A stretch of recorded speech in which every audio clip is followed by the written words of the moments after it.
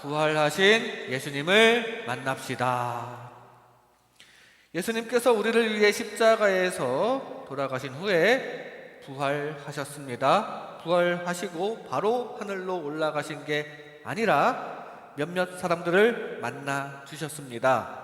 예수님을 만난다는 것은 좋은 것입니다. 일단 당시 사람들은 내가 알고 지내던 예수님과 헤어졌는데 다시 만나게 되니 인간적으로 엄청나게 기뻤을 것입니다. 우리도 예수님을 만나면 영적으로 좋습니다. 예수님께서 다시 마구간에서 태어나셔서 우리가 그 소식을 듣고 가서 경배한다거나 그런 식으로 육신의 예수님을 이렇게 만날 수는 없지만 예수님께서 우리 대신 죽어주셨고 부활하셨음을 믿음으로 받아들임으로써 우리는 부활하신 예수님을 나의 예수님으로 만날 수 있습니다. 그리고 그 예수님 덕택에 하나님과 화목하게 지낼 수 있습니다. 원래 악한 영 때문에 하나님과 헤어진 상태인데 이제 예수님께서 죽으심과 부활하심으로 제 문제를 해결해 주신 덕택에 하나님과 다시 만나 영원히 동행하는 영적인 기쁨이 주어지는데요. 이게 바로 부활하신 예수님을 만나는 것이고 동시에 하나님과 화목하게 되는 것입니다. 오늘 부활하신 예수님을 만나는 사람들의 이야기가 나오는데요. 그들은 어떻게 했길래 부활하신 예수님을 만났는지가 나타납니다. 그들은 예수님의 죽으심을 진심으로 슬퍼하던 사람들이었고 또 예수님의 말씀을 믿는 사람들이었습니다. 그리고 예수님을 사랑하고 그 사랑을 실천하는 사람들이었고 그래서 결국 예수님을 만났습니다. 이 시간 이런 말씀을 나눌 때 우리도 주님을 향한 진심을 보여드리면서 부활하신 주님을 만나 영원히 동행하시기를 주님의 이름으로 축복합니다. 먼저 예수님의 죽으심을 슬퍼하는 자, 예수님의 죽으심을 슬퍼하는 자가 부활하신 예수님을 만납니다. 오늘 본문 4절 말씀에 보면 이로 인하여 근심할 때에 문득 찬란한 옷을 입은 두 사람이 곁에 섰는지라. 근심하였다고 합니다. 이 근심하다는 말은 해결되지 않은 일 때문에 속을 태우고 우울해한다는 뜻으로 지금 예수님의 시체가 없어져서 슬퍼하고 있는 중입니다. 그렇게 슬퍼하자 찬란한 옷을 입은 두 사람이 예수님의 부활 소식을 가지고 나타나줬습니다. 이 슬퍼한 사람이 누구냐? 앞장 23장에 보면 아리마대 요셉이 예수님의 시체를 자신의 무덤에 장사하고 있을 때 몇몇 여자들이 따라왔습니다. 누군가가 사람이 죽으면 가족들이 장례를 치르고 그리고 몇몇 친한 사람들이 마지막 가는 길까지 함께 해주듯이 지금 예수님께서 죽으실 때에도 예수님과 가까운 사람들, 즉 예수님의 죽으심이 너무나도 슬픈 사람들이 끝까지 함께하고 있습니다. 이 여자들이 정말로 슬퍼서 예수님과 끝까지 함께하고 있었던 거예요. 근데 이 여자들은 그 다음 날에 향품을 준비해서 다시 찾아왔는데 이게 웬걸? 무덤이 문이 열려있고 예수님의 시체가 없는 것입니다. 아니 예수님께서 죽으신 것도 슬픈데 그 시체조차 사라졌으니 이때 이 여인들이 느낀 상실감은 이루 말할 수 없을 것입니다. 근데 천사가 나타나서 예수님의 부활 소식, 다시 살아나셨다는 소식을 알려주고 마태복음에 보면 이제 기쁘고 설레는 마음으로 그 소식을 제자들에게 전하러 가는 중에 그 예수님을 만나게 된다는 이야기가 마태복음에는 나와 있습니다. 이렇게 예수님의 죽으심을 슬퍼하는 자가 부활하신 예수님을 만납니다. 왜냐하면 그만큼 예수님에 대한 마음이 진심이라는 뜻이고 그 진심을 꿰뚫어 보시는 우리 예수님께서는 여러분의 진심을 아시고 여러분에게 나타나십니다. 우리의 감정이 늘 예수님에게 진심이시기 바랍니다. 오늘 말씀에 이어서 나오는 단락에 보면 엠마오로 가는 길에서 어떤 제자들이 예수님을 만나게 됩니다. 17절 말씀에 보면 예수께서 이르시되 너희가 길 가면서 서로 주고받고 하는 이야기가 무엇이냐 하시니 두 사람이 슬픈 빛을 띠고 머물러 서더라. 슬퍼하고 있었다는 사실이에요. 이 사람들도 예수님이 십자가에 못 박히신 것이 슬프고 또 예수님의 시체도 온데간데 없어졌다는 소식을 들으니까 지금 걱정되고 있습니다. 이렇게 예수님의 죽으심이 슬프고 뭐가 잘못된 것 같으면 걱정되고 이렇게 예수님에게 진심이었던 제자들에게 예수님께서 나타나 주셨다는 사실을 잊지 마시기 바랍니다. 그렇다면 우리는 어떤 진심을 보여야 하겠습니까? 일단 우리는 예수님이 어떤 분이신지를 알아야 합니다. 제대로 알아야 합니다. 대제사장이나 가룟 유다나 많은 유대인들처럼 자기 욕심 기준으로 예수님을 바라보지 말고 색안경 끼고 바라보지 말고 예수님은 우리를 위해 대신 십자가 고통을 당해 주신 고마우신 분이라는 걸 우리가 제대로 확실히 알아야 합니다. 그 예수님에 대해서 잘 안다면 당연히 예수님에게 감사한 마음이 들어야 마땅하고요. 동시에 죄송한 마음까지 들어야 그게 정상입니다. 그게 예수님을 제대로 아는 것이에요. 나 때문에 고통당하신 것까지 다 아신다면 그 예수님에 대해서 정말로 죄송한 마음이 들어야 합니다. 그 예수님에 대해서 진심으로 감사하고 죄송한 마음이 드시기 바랍니다. 그리하여 주님과도 가까워지고 주님 만나서 함께하는 저와 여러분 되시기 바랍니다. 우리가 누군가에게 미안한 마음을 가지고 야 정말 미안해 이렇게 사과하면 그러면 그 친구는 보통 괜찮아 라고 화답을 해주죠. 보통의 경우. 그래도 괜찮다고 했지만 그래도 미안해서 뭐라도 더 챙겨주려고 하고 자꾸 그런 생각을 가지다 보면 그러다가 둘 사이가 가까워지게 됩니다. 고맙다, 미안하다 이런 인사는 우리가 평소에 많이 할수록 좋아요. 많이 할수록 가까워집니다. 그런 인사는 실제로 고마운 것을 해결하고 실제로 미안한 일을 해결해 주기도 하지만 부수적인 효과가 있는데 바로 우리 사이를 가깝게 만드는 효과가 있습니다. 그래서 서양 사람들의 문화 중에 마음에 드는 게 그 사람들은 툭하면 땡큐, 툭하면 쏘리, 정말 죽을 죄 져서 쏘리 하는 게 아니라 그 사람들은 그게 습관이고요. 그게 서로를 편하게 만드는 문화가 되어 있습니다. 사실 보는 시각에 따라서는 그런 습관적인 인사에 얼마나 진심이 담겨 있겠냐고 비판적으로 생각할 수도 있습니다. 하지만 말이 시작이에요. 말로써 모든 게 시작이 된다는 사실입니다. 빈말이라도 고맙다, 빈말이라도 미안해 이런 말을 할 때 그게 이제 실제로 고마운 마음과 미안한 마음이 그로 인해서 생겨날 수 있습니다. 그게 바로 말의 위력이에요.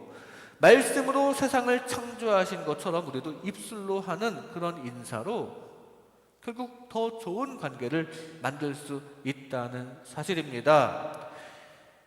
우리 인간들 사이에도 그런 말을 할수록 좋고요. 예수님에 대해서는 더더욱 그런 말을 우리가 해야 합니다. 예수님 감사합니다. 예수님 죄송합니다. 우리 한번 예수님께 한번 인사해 봅시다. 예수님 감사합니다. 시작. 예수님 감사합니다. 예수님 죄송합니다. 시작. 예수님 죄송합니다. 이렇게 말로 고백할 때 혹시라도 잊고 있었던 고마움, 혹시라도 잊고 있었던 애통하는 마음이 느껴지고요. 그래서 늘 회개하게 되고 죄와 멀어지게 되고 그러다가 주님 주시는 기쁨을 얻고 복도 받고 그렇게 주님 닮아가시기 바랍니다. 주님에 대한 감사와 죄송한 마음을 항상 품으면서 주님과 가까워지시기 바랍니다. 그래서 그게 죄송해서라도 죄를 멀리하고 싶어 하는 마음을 가지시기 바랍니다.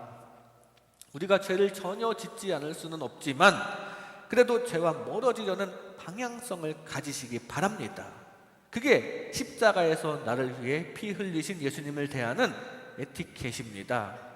늘 주님께 죄송한 마음 그리고 그 은혜에 감사하는 마음을 가지면서 살아가시다가 점점 주님과 가까워지시는 예수님의 가족이 되시기를 주님의 이름으로 축복합니다. 예수님의 죽으심을 슬퍼하는 자가 부활하신 예수님을 만납니다.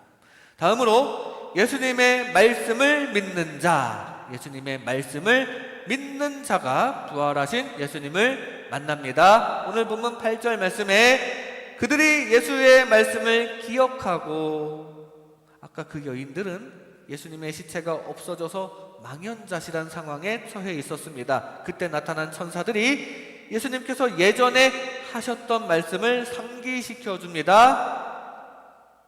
그 말씀을 들으니까 예수님께서 그렇게 말씀하셨었지. 그렇구나. 그 말씀대로였어.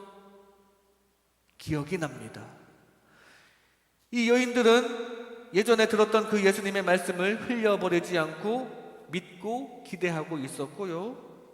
지금 살짝 잊어버렸을 수 있지만 다시 기억해냈고 그 예수님의 말씀대로 예수님을 만나게 됩니다. 무슨 말씀을 그때 하셨었는지 오늘 천사의 말에 나타납니다. 예수님은 십자가에 못 박히시고 제3일에 살아날 것이라고 누누이 말씀하시지 않으셨냐? 전에 베드로에게 그렇게 말씀하셨죠. 베드로가 주는 그리스도시요 살아계신 하나님의 아들이시니이다 라고 고백을 했을 때 그걸 칭찬을 하시면서 동시에 혹시라도 오해를 할까봐 자기가 고난받고 죽임당하시고 제3일에 살아나실 것을 예고해 주셨습니다. 그 후에도 몇 번 더 같은 말씀을 하셨는데요.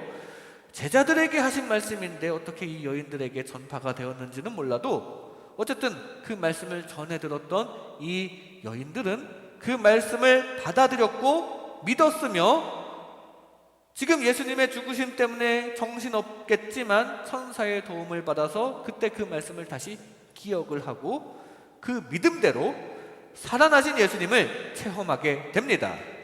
이렇게 예수님의 말씀을 믿는 자가 부활하신 예수님을 만납니다. 왜냐하면 우리 주님은 우리의 믿음을 원하시고 우리의 믿음에 반응하시는 분이시기 때문입니다. 믿음으로 부활하신 예수님을 만나 영원히 함께 하시기 바랍니다. 아까는 감정적으로 우리가 죄송한 마음과 고마운 마음을 갖자고 제안을 드렸죠. 이번에는 이성적으로 믿음을 가지시기 바랍니다. 잠깐인 이 세상보다 영원한 하늘을 추구하는 것이 이성적으로도 옳습니다. 하나님께서는 분명히 아담에게 말씀하셨는데요. 선악을 알게 하는 나무의 열매는 먹지 말라고, 그 선악과를 먹으면 죽는다고 말씀하셨습니다. 근데 그 말씀을 안 믿었다가 아담은 이 세상에서만 잠깐 살다가 죽게 되었습니다. 그 죽음은 영생하시는 하나님을 못 만나게 되는 것을 뜻하거든요. 우리는 불신앙으로 인해 그 당시에 현재만 살다가 죽은 아담과 반대로 해야 합니다. 우리는 그러지 말아야 하고요. 반대로 해야 합니다. 여러분들은 하나님의 말씀을 믿어서 하나님을 만나시고 부활하신 예수님도 만나시고 그 영원하신 분을 만나시고 그 영원하신 우리 주님과 함께 영원한 생명을 얻으시기 바랍니다. 풀은 마르고 꽃은 시드나 우리 하나님의 말씀은 영원히 서리라고 했습니다. 세상은 영원하지 않고요, 하나님의 말씀이 영원하다는 말씀이죠. 근데 이 말씀이 성경 안에 있는 말씀이니까 순한 논증의 오류라고 지적할 수 있습니다. 예를 들어서 내가 내 말은 진짜야 라고 말하는 게 논리적으로 참이 되는 건 아니죠. 성경은 진짜다, 성경 말씀은 영원하다라고 이렇게 주장하는 게 세상적인 논리로 보면은 오류가 됩니다. 세상 논리적인 오류일 수는 있어요. 그래서 세상적인 논리로 제가 증명을 할 수는 없습니다. 우리 하나님의 말씀이 영원합니다 라고 증명을 할 수는 없어요. 근데 잘 생각해 보면 세상은 자꾸 변하지 않습니까? 세상은 자꾸 변하는데 반면 하나님의 말씀은 변함이 없다는 것을 우리는 알 수 있습니다. 우리 세상은 패러다임이 계속 바뀝니다. 옛날에 옳다고 여겨졌던 것이 지금도 옳은 것은 아니죠. 세상은 계속 변하기 때문입니다. 하지만 복음은 그대로입니다. 예전에는 하나님께 우리가 기도를 했는데 요즘이라고 하나님께 이메일을 보내서 메시지를 보내고 그러는 건 아니잖아요. 하나님과 관련된 것은 예나 지금이나 변치 않습니다. 성경도 마찬가지예요. 번역만 살짝 바뀔 뿐, 언어만 살짝 바뀔 뿐, 그 말씀의 본질은 예나 지금이나 변치 않는다는 사실을 잊지 마시기 바랍니다.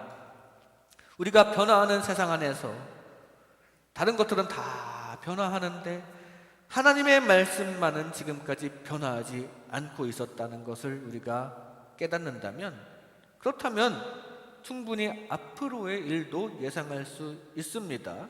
과거에 변치 않았으니까 미래에도 쭉 변치 않을 것이라고 예상할 수 있지 않습니까?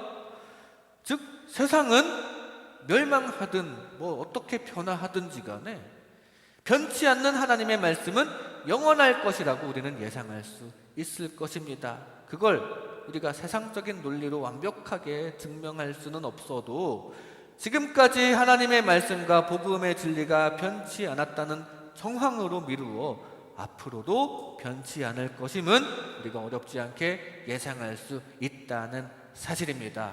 그러므로 우리는 이 현재에만 쓸모 있는 세상의 지식에만 너무 물들어 있지 말아야 합니다.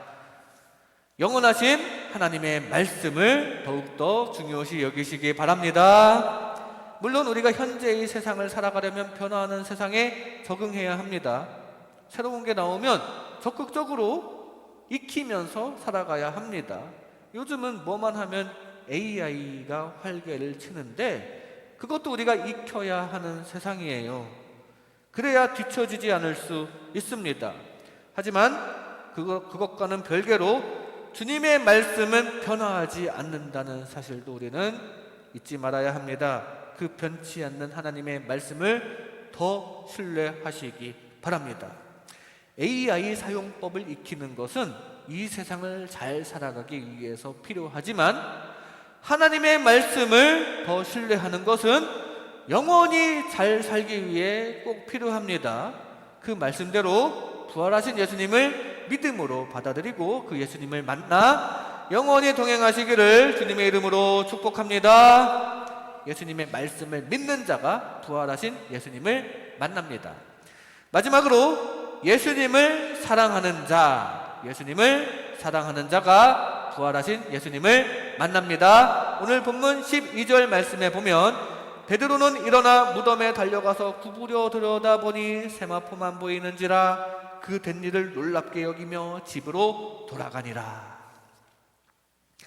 아까 그 여인들이 사도들, 즉 예수님의 제자들이 있는 곳으로 달려와서 예수님께서 다시 살아나셨다는 소식을 전합니다.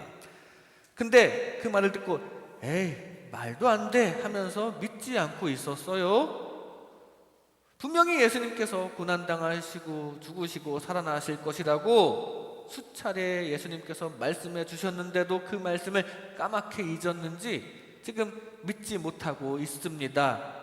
근데 그 중에 베드로는 조금 달랐습니다. 그게 썩 믿기지는 않지만 그래도 믿을 수 없지만 믿을 수 없는 일이라도 생겼으면 좋겠다는 심정으로 예수님의 무덤에 나가봅니다. 적극적으로 나가본 거예요. 진짜 가보니까 예수님의 시체가 없는 것을 보고 놀랍니다. 누가 훔쳐갔나? 아니면 진짜 살아나셨나? 말도 안 되지만 믿기지 않지만 진짜 살아나셨으면 참 좋겠다 이렇게 생각을 했는데 이거 정말로 예수님을 사랑하는 마음이 있으니까 그렇게 생각하는 것입니다. 베드로는 원래 성격이 적극적이기도 했지만 이렇게 예수님을 사랑하는 마음을 행동으로 이렇게 직접 무덤에까지 나가 보면서 확인까지 해보는 행동으로 실천하는 사람이었다는 사실입니다. 그래서 얼마 후에 예수님께서는 그 사랑하는 마음이 행동으로 나타났던 베드로에게 손수 나타나 주십니다. 뒤에 36절부터의 내용을 보면 예수님께서는 예수님을 사랑하는 베드로에게, 그리고 역시 예수님을 사랑하는 제자들이 있는 곳에 방문하시고 다시 만난 기쁨을 나누시고 생선도 함께 잡수시는 내용이 전개가 됩니다. 이렇게 사랑을 드리고 그 사랑하는 마음을 적극적으로 행동으로 실천하는 베드로와 제자들에게 나타나 주신 거예요. 뿐만 아니라 요한복음에 보면 나중에 갈릴리 호수에서 베드로를 비롯한 제자들을 만나 주시는데요, 이때에는 베드로에게 너는 나를 사랑하느냐라고 물으시면서 저는 예수님을 3번 부인하던 베드로, 그래서 마음이 불편했을 베드로에게 그것을 만회할 기회, 사랑 고백할 기회를 3번을 주시면서 마음을 풀어주셨습니다. 베드로의 속마음, 즉 예수님에 대한 사랑, 그것이 진심이라는 것을 아셨기 때문입니다. 이렇게 예수님을 사랑하는 자가 부활하신 예수님을 만납니다. 그래서 그 사랑하는 마음이 행동으로도 나타나고 실천으로 나타나는 자가 예수님을 더 잘 만납니다. 왜냐하면 예수님 역시 우리를 사랑하시기를 원하시기 때문입니다. 사랑을 주시려면 예수님께서도 우리를 만나 주셔야죠. 우리도 적극적으로 예수님을 향하는 실천을 할 때 예수님께서도 적극적으로 우리를 만나 주실 줄로 믿습니다. 주님을 진심으로 사랑해드리고 그 사랑에 따르는 실천까지 동반하면서 그 주님을 만나 영원히 사랑받으시기 바랍니다. 말로만 사랑할 게 아니라 그 사랑이 실천으로 나타나야 진짜 사랑입니다. 사랑은 나타나는 게 정상이에요. 몸으로, 행동으로 사랑을 실천하며 그리스도를 닮아가시기 바랍니다. 의심 많은 제자라고 여겨졌던 도마도 사실은 실천력이 있었던 사람이었습니다. 그래서 예수님께서 제자들을 처음 찾아오셨을 때 다 있는데 도마만 없었어요. 왜냐하면 도마는 실천력이 있었기 때문입니다. 다른 제자들은 모처에 모여서 숨어 있었는데 도마는 바깥에서 예수님에 대한 진상을 알아보려고 적극적으로 행동하느라 그 자리에 없었다고 해석하기도 합니다. 사실 도마는 우리 주님이 죽으면 우리도 주와 함께 죽으러 가자라고 전에 이야기했을 정도로 적극적인 성격이었거든요.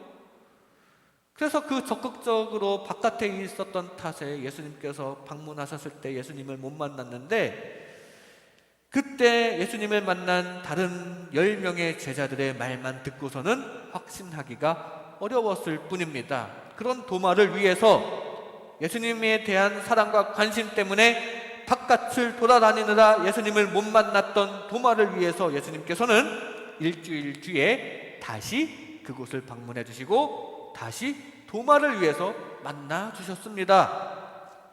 이렇게 예수님을 사랑해드리고 예수님께 관심이 있는 자를, 그래서 행동으로 나타나는 자를 예수님께서는 더 적극적으로 만나 주셨음을 기억하시기 바랍니다. 오늘 무덤을 찾은 여인들도 잘 보면 향품을 가지고 헌신하는 마음으로 무덤을 찾았습니다. 이거 예수님에 대한 사랑의 실천이거든요. 그런 사랑을 다 아시고 예수님께서 이들을 적극적으로 만나 주신 거예요. 베다니 마리아도 예수님에 대한 사랑을 향유 옥합을 깨면서까지 헌신하는 실천으로 보여드렸고, 예수님께서는 그 집을 수시로 방문하시면서 만나 주셨습니다.